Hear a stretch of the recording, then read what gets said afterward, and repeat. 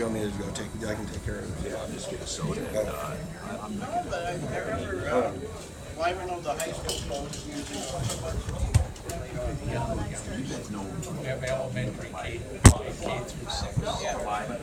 Oh, okay. That's Wednesday. Okay. Good morning. Love your hat. He had his own hat made. He went out there and made it so that we get it going. Yeah. What was Lynn doing today? Welcome. Good to see you. I never invited her, I guess.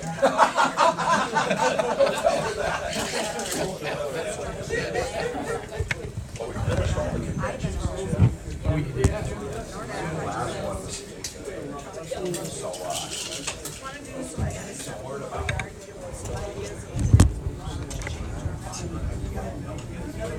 Next behind us is about 190.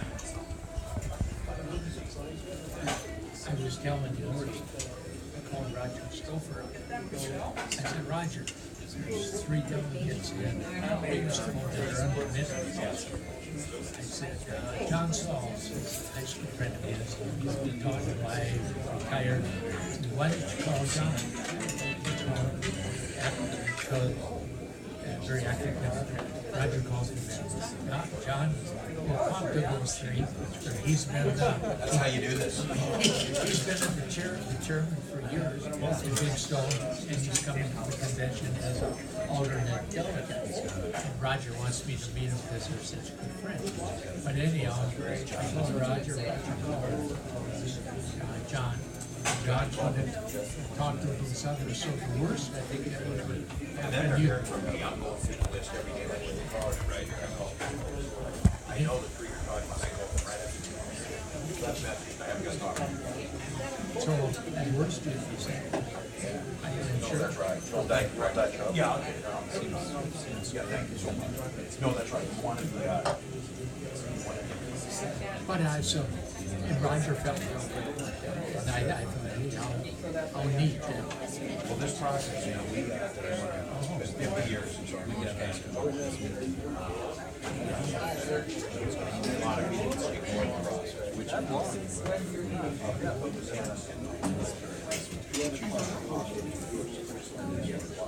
Are you the same spot? Everywhere?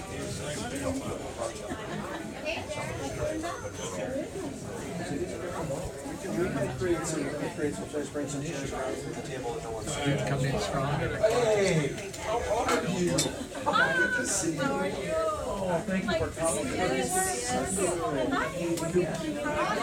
There's nobody sitting next to me. I should area in one of these chairs with some little tin, one of those two, so. Oh, okay. Here's one here. I'm getting some of that space. We can sit right here, yeah. Yeah, right here. On the larger room fit. Here, I can move I'll move my coat here too. So we have a group of pastors meeting next door, and they're trying to figure out how they can raise money when a breadwinner is paying what they can do to make sure the family, they're over there. I'm gonna go talk to them. It's both, there's a group of Hispanic Yes, I saw families over there. yes, so, yeah. Hey, Ryan, how are you? Nice to see you. Yeah, thank you. Good to be back. We were five, yes. I kicked that off with the morning session down there. Oh, fascinating. Good. Fascinating. The stuff, the Rock County folks were down there. The editor came down to get his yell about wood pulp tariffs. and what else did he hit me on something else, and I said, well, I'm not a fan of tariffs. I said, I'm much more of a free market guy. Right. Yeah, that whole newsprint. Yeah, it's huge. He said, it's really hitting them. Yep. Absolutely. Yeah. We don't have enough chances as it is, but anyway, that's no bad. Well, that's what I said. An industry of great luxury. That's not one that you need. But how's it going for you? I have no complaints in the grand scheme of things. It was very optimistic. I think it's like you take you on kind of where fourth industrial revolution. So I've been working with a year on this issue, talking about these demographic changes happening around the world, aging population, where spending is going. Middle class spending between now and 2030 increases about less than 1% a year. It increases 600% in China to become the world's largest economy. time. And I said, getting used to this. Now what's great is Mayor Burns is saying the challenges of this, but the opportunity is that's a lot of hungry people living in cities. You know, Laverne is a pretty progressive. They are. They're doing a lot of things over there. They are. And the shrimp, they would be the shrimp capital of America. They are, absolutely. But I said, just thinking about how they do that and how you think about housing and how you view this out of the old paradigm. So that's what they're doing over there. It's really fascinating. Having a guy who works globally with rural communities who are dealing with this in Australia, Europe. So it's fascinating. Well, his argument is, his case in effect is few places are in well positioned as us. We can feed the world, we can power the world, we have water, all things that are going to be. And that's the thing that, obviously Laverne got the water before we did. Correct. There are people that Correct. But it's going to benefit us too. Yes, but it's a great point. In one of our sections that we did a breakout over there is this idea of regionalism to fight back against that very thing. But that's what's happened when we create winners and losers. I think there's a fair argument to be made that is true because the water ran first. That's why. Right. Well, it had to run, I know. It had to run first somewhere, but yeah. Yeah.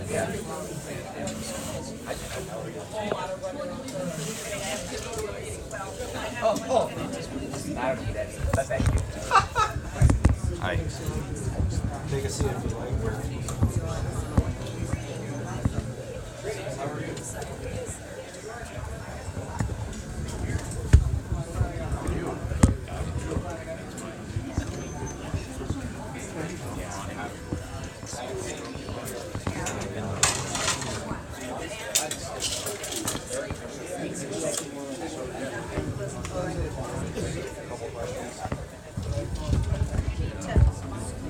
Well, good afternoon, everybody.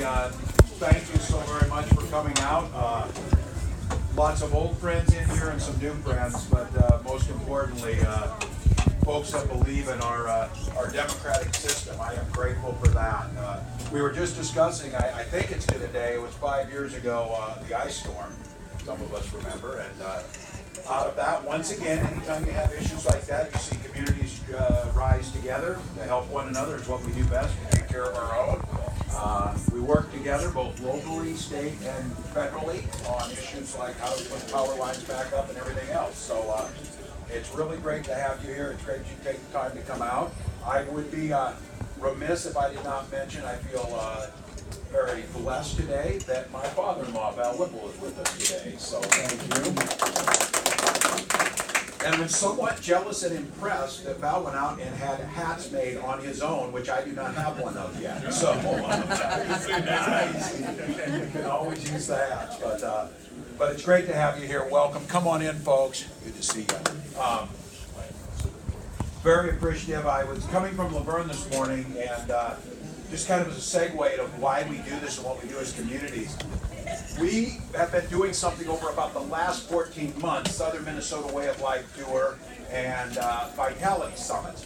And what came out of this was that after the 2016 election, it became obvious to all of us that there was great angst in this country, that people were frustrated.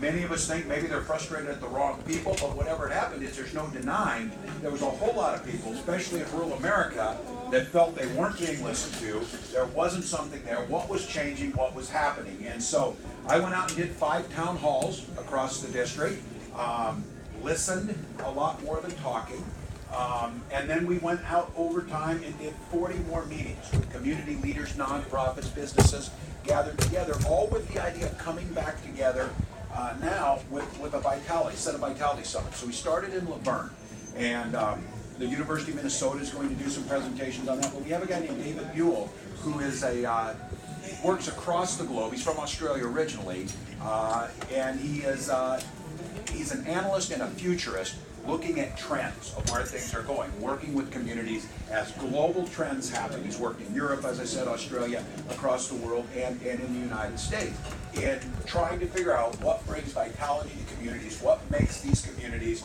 like Laverne, like Worthington, like Wyndham, like Winona across there. How do you make and how do we think about what the future trends are going to be? Both looking into the challenges, but I think very Minnesotan of us looking what do those challenges bring in terms of opportunities, and how do we make communities that really do the basic things we want. Provide jobs so that we can live here, provide quality, safe places where our kids can go to school, and then do the things that we want to do. And I think it's important to understand that people have tried to capitalize on this idea of dividing us, urban, rural, because something has happened. Many of you know I'm a geographer, demographer by training. Since the beginning of human history, it took all that time until 2015 that a trend line crossed. Now, for the first time in human history, more people live in urban areas than rural areas.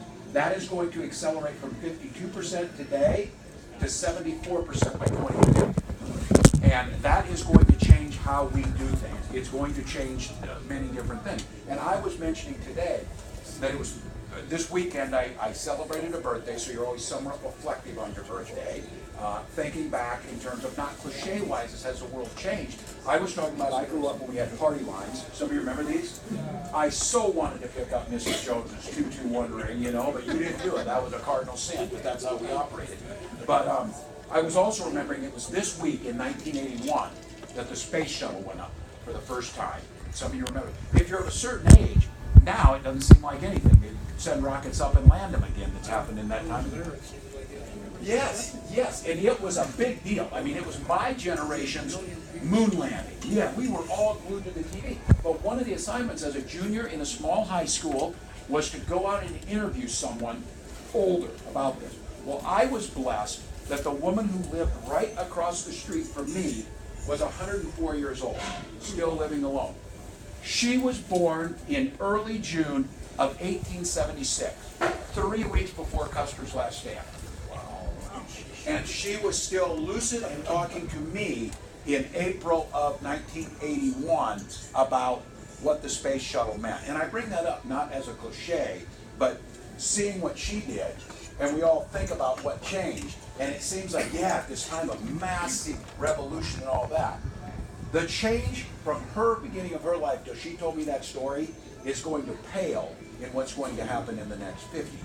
And the pace is starting to accelerate. And with that comes the angst that comes with change, but the opportunity. And I think a piece of that is how we manage our communities. And that intersection of politics, people's lives, people's businesses, people's dreams, our children's dreams, all of that. And I am bullish on this because I believe the only thing in many cases holding us back is a small politic. A politics that tells us, oh, Minnesota is so divided between urban and rural. These are things that are real. There are differences, but in that lies our strength and our opportunity. So David Buell's over there talking about something I always talk about as a geographer. You're going to see the population of the world go to over 9 billion in the next 35 years. You're going to see a world that's going to need 40% more fuel, 60% more food, and 40% more fresh water. There are very few places on the planet that can provide fuel, can provide food, can provide fresh water. This happens to be one of the most unique ones. We are positioned, and David Buell's over there, a globalist and a futurist, talking about he works with small communities in his small town that he worked with in Australia. How does that small community stay alive? What happens in Europe, in greater areas? Starting to see the world differently, and I have had the privilege of watching for 12 years and working with people out here of a unique area of finding problem solving, of building communities that we have longest life expectancy of almost any place in the country. We have health outcomes as good as anybody else in the country. We have education achievements that rival almost anyone. We have low unemployment rates, and we have quality of life when people measure their happiness index very high. We have reasons to celebrate, and we can look into these issues that are impacting the state, whether it's housing, whether it's broadband infrastructure, about how do we deal with the shortage of workers and all of those things. We can fix these things if we do it the way we've always done, as a sense of community. So I'm grateful you'd be here, understanding that politics is one piece of this, but this is simply relationships. This is simply communities. And so I wanted to take an opportunity, it's kind of a transition thing, thanking you for the opportunity and the privilege of representing you over the last basically 12 years. We got 8 hard months to go here that we'll get done. But I've approached that job the way you approach your lives, with dignity, with passion, with a sense of community, with a sense of kindness towards your neighbors. We're in a politics now that's very challenging, as I use that word loosely, I guess.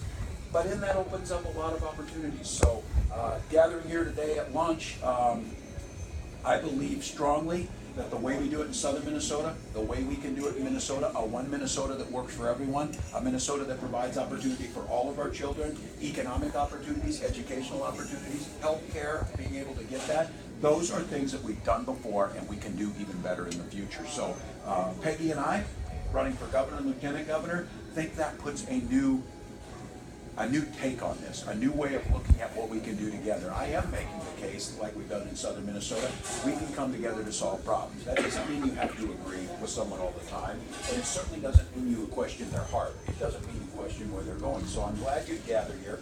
Our campaign is obviously gathering a lot of steam. It's now getting pretty well set. Governor Pawlenty has entered the race. Former Governor Pawlenty, I said it's my job to make sure that's how he refers to himself. Former Governor Pawlenty. I guess he is deciding that the Republicans are not going to make their own decision. He's going to make it for them. I think he may be sadly mistaken because my Republican neighbors think for themselves too, and they want to see someone out there who can actually bring people together. So we are making the case that hopefully in early June, and I know some of you in here are delegates, that we're going to do something that hasn't been done in 50 years. We're going to get the DFL endorsement and win the governor's race. That has not been done by a Democrat in 50 years. It's time for us to do that. But we're going to do it with an optimistic message. We're going to do it by campaigning joyfully, and some of you who have watched this race closely have seen that. We've laid out visions, we've worked together, we've done the hard work, and I'm proud to announce that as we are here today, the steel workers have endorsed our campaign for governor, and that's a big one. We got a lot of issues that we know challenge people. The range, trying to find working solutions between, we see it down here, agriculture and clean water, mining, rare earth metals, and taconite, and clean water of the boundary water. And we, as Minnesotans, have a responsibility to figure out how do we keep our economic viability, how do we play in that future world where we are going to fuel, feed, and house the world, and help clothe the world. How do we do all of those things and still protect the environment that's important to us? And I believe we can. So we're looking forward to campaigning. We're looking forward to being back out here. I don't know if they'll let me chase the turkey this year again, which I know they do. They've usually broken the rules here because I think I've come to 15 straight or something now. And I run that 10K before the turkey trot, and that's always that always keeps me on the good side. But we're glad you're here. We're glad you're engaged. I'm proud to have been your representative in Congress. I am hopeful, not just as a state, but as a nation, that the politics that are challenging us now are starting to bring out, I think, a new form of politics, a new sense of community, a new sense of optimism, because it's going to be upon us to try and do this. I mean, nobody else is going to do it for us. And you see the challenges around the world, whether it's a horrific situation in Syria this morning with the use of chemical weapons, or whether it's trade policies that need to be well thought out or they cause great damage. And I've talked about this publicly. The tariff issue is really, really hits at the heart of Minnesota on many fronts, because there's absolutely no denying that Chinese steel dumping and aluminum have hurt industries in Minnesota. They've hurt the taconite industry. They've hurt mining in northern Minnesota. But there's also no denying, too, that indiscriminate importation of tariffs on agricultural products and China's retaliation is going to have horrific effects on people, whether it be soybeans, whether it be pork, and then changes to the renewable fuel standards. Because, again, you don't have to go very far out of town here to see this district, again, leading in food production, leading in energy production, leading and starting to lean into how do we do these things in an environmentally sound manner.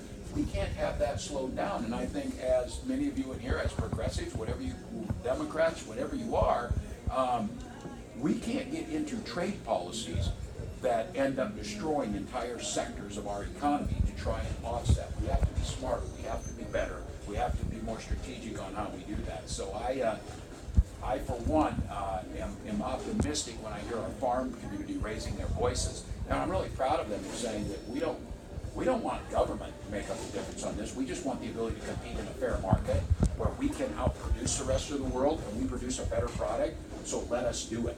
Let us manufacture what we can do better. So I'm glad you're here. Peggy and I are grateful. Those of you who don't know, I think maybe you got a chance to see that. Peggy Flanagan, my running mate, she's a state rep from St. Louis Park.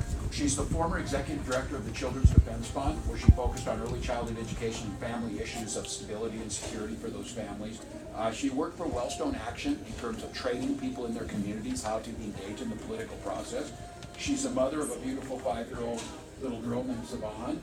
And I tell people that I'm really proud in Minnesota that we're going to make history here, because when Peggy, the proud daughter of the White Earth Nation of Ojibwe, were elected, she becomes the highest elected Native American woman in all of American history as Lieutenant Governor of Minnesota.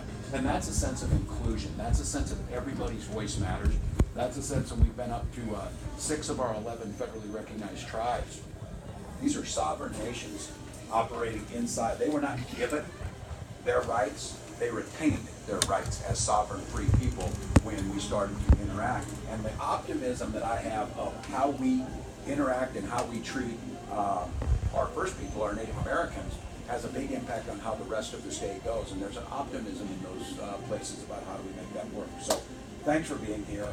Val, thanks. I always use my line, if Lynn was here, my mother-in-law, I always say, behind every successful congressman is an astonished mother-in-law.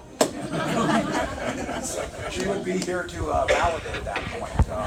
But I'm glad you're all here, and I would also just, I took a point on Saturday night. We had the Burton dinner in Mankato after Dan and Ronnie Burton. We honored Dan Connor, who died last summer or whatever, and I used that opportunity to talk about that. Yes, that's a political dinner, that's a DFL dinner, but it was much more about family and community. And I said, when I come back out here now, not just a thank you for letting me represent you, but a thank you for letting me be part of your lives. I said we've celebrated together, we've laughed together, we've buried friends, families, husbands, wives, brothers, sisters over this time. That's kind of what life is like. And I said, I think our role here is that politics should probably be about making life a little bit better for people, a little bit less harsh when those things come, a little bit fairer for people. And that piece of it, I'm grateful for all of you, because it's one thing to be in a community and where I was teaching school knowing that, but I have felt welcomed into all of these communities over time and the things we've done together. So thank you. I don't know if you've got any questions or comments, but our intention is to be prepared with the best campaign possible. We will make the case that there is a vision and a horizon of Minnesota going forward. I think the good news is with former Governor Paulini, you know what you're going to get there. That's pretty well established what you're going to get. You're going to get shifts away from our schools. You're going to get shifts away from our long-term care facilities. You're going to get talk that talks about fees instead of being honest about if there's taxes needed to improve people's lives. Let's talk about them. Let's have an honest discussion on this. If you're running for president and you think vetoing transportation spending or sending back federal tax dollars that belong to the people of Minnesota because you want to make the case you're fiscally conservative as our infrastructure crumbles around you, I, for one, want to have that debate with as many Minnesotans as possible, and you can make that decision. I'm just hoping, Lori, I said on this, I hope he doesn't pick Peggy Bennett as his running mate, or we have Tim and Peggy versus Tim and Peggy. Which would be confusing to people. So, but anyway, thank you all for coming. Thanks for what you do. We're really grateful. And I look forward to seeing, and Ryan, maybe you see what happens over in Laverne on this, what comes out of these summits. It's fascinating to sit at the table and listen to people, but the one thing that you'll get out of these rooms is the optimism for a brighter future is as strong now as when our ancestors settled here. We're pretty hopeful people. Thanks, everyone.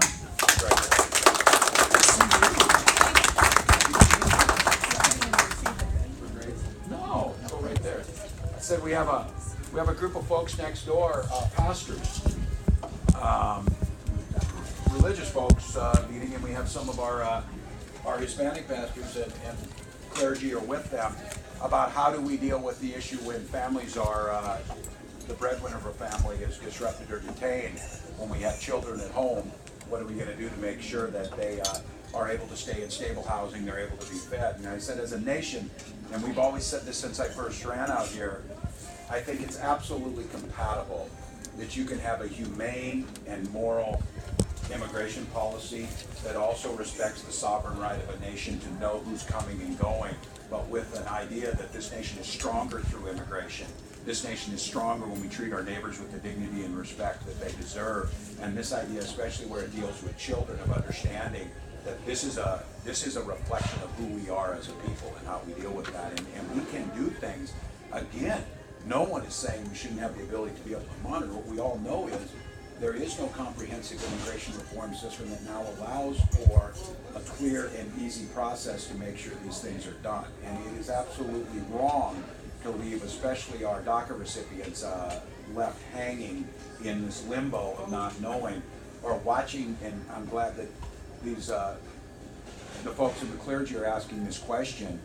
There are implications of what happens to a family when the breadwinner is removed that are real, that impact them. And we want to know what that looks like. And I think here in Minnesota, we can lead, and probably is no place like Worthington, of understanding and embrace diversity. And we all know, we gathered in the Catholic Church last summer. This is not without challenges. We all know that all growth is, but the sense of dignity that this community has always had to the diversity of a population that adds not just economic vitality to a community, but adds cultural vitality to a community and things that make us proud of that. We've seen that happen here. We've seen this as an example. And I still think, again, the optimism we have leans into that issue. So again, gathering in a place like this, it's probably not just by chance that they're here too today, fighting to get the right things done. So thank you all. Please eat up, and we hope we can engage you in this campaign. We're going to get out and work really hard. We're getting very close, I think, to the Democratic nomination.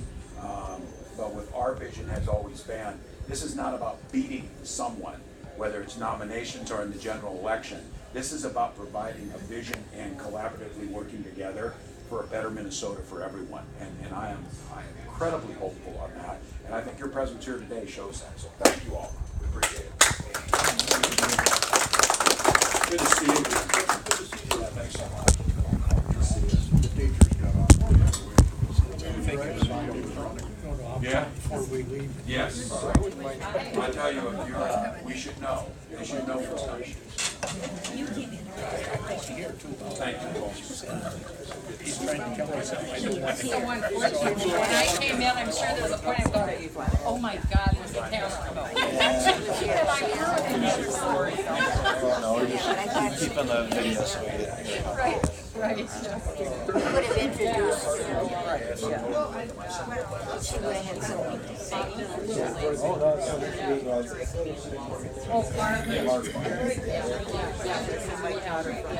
I know. It needs to be public.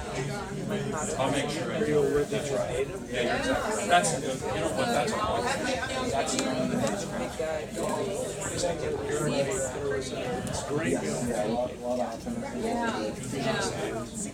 one of the great I'll mention it. Davis from Ivanhoe became the military principal, and then he moved back to Houston. I'm thinking of November, and obviously the convention is the first, are the people who are behind the primaries, or isn't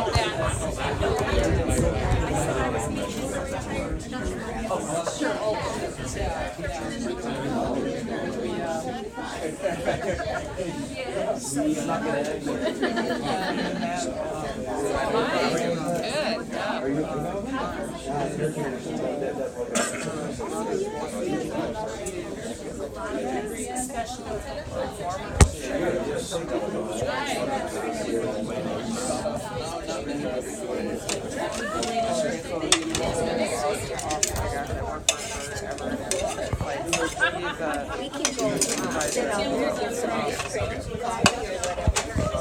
Right on there, and that really nice place. Go out there and sit and have ice cream.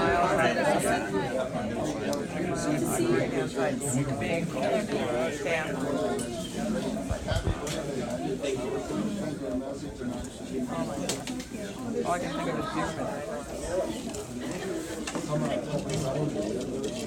You done eating already? Nope. Got dessert, right? The ice cream. I love the ice cream. So is this video posted, or you'll see what it is, just for your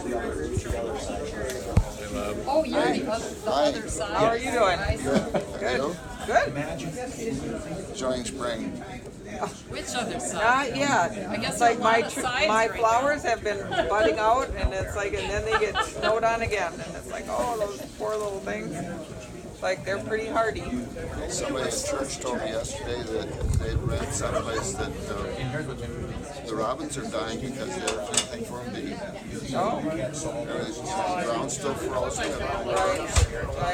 Wow. Well, this is the fifth snow on the robin, isn't it?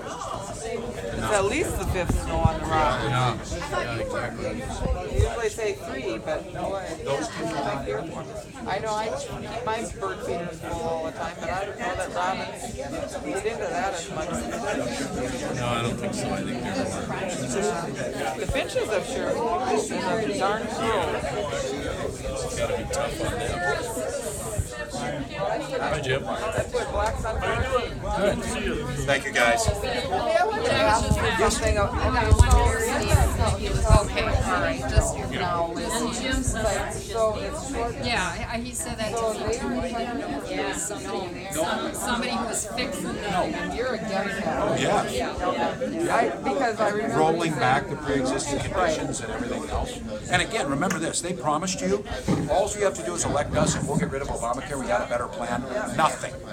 Nothing. There's not a one of them will tell you that. Nothing. They should have had a plan in place before they... If they had a better plan and it would have worked, we'd have supported it. But they didn't. That's what we said. So the public can't be led to forget this. There's issues we need to go forward. But they want to go around and talk about this or whatever. Here's the thing. You're in charge. You want it. You got nothing to do. That's right. It's a gift certificate. That's exactly what we had Young people before. are going to be fooled into taking it. And now if you have a car accident, if you have cancer, if you have... They'll deny you care. Yeah, they'll deny you care. And it's like, so I was... But here's the thing. They won't I was just deny almost you. positive that you're going to vote against it. Well, they'll deny you care, but you'll get the care at some point. You might. It won't be good. It'll be an emergency or whatever, and we'll pay for it. So this myth that these guys have any new idea, they have nothing. There's nothing that made this better. Oh, there have been so many chances. There's been so many chances they've had to come up And with they were that. told us that they have. Including now. Nice to see you. Thank you for coming by. Yeah. We're working hard. Oh, yeah. I'm just So you said that you're finished with the convention. How are they going? Good. You still think that you're still in the lead? Delegates, we're the leaders. I know Jackson has like all of her delegates. Are all the local conventions? They're all done. There's one like has 3 more. Maybe I think Stearns County has 1 thing. Okay. We did 62A last weekend, so the delegates are decided. And now we just work towards June and beyond. But the focus is on winning in November. Yeah. So thank you all.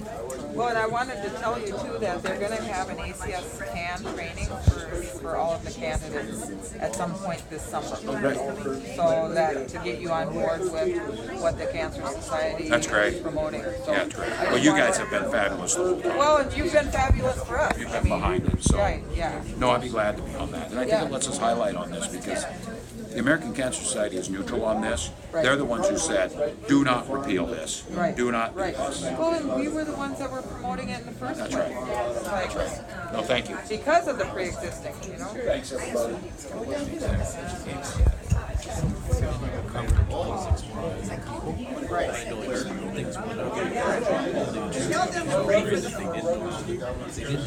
When I marched in Washington, my sign said, a year ago, my sign said, we are brothers keepers. I remember the day after the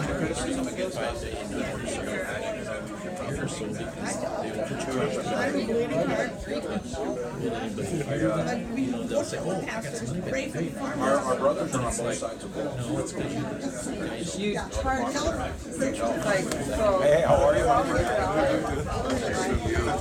Thank you for coming by. Thanks for all your work. I'm going to go talk to the pastors. What do you mean? Yeah, I'll just give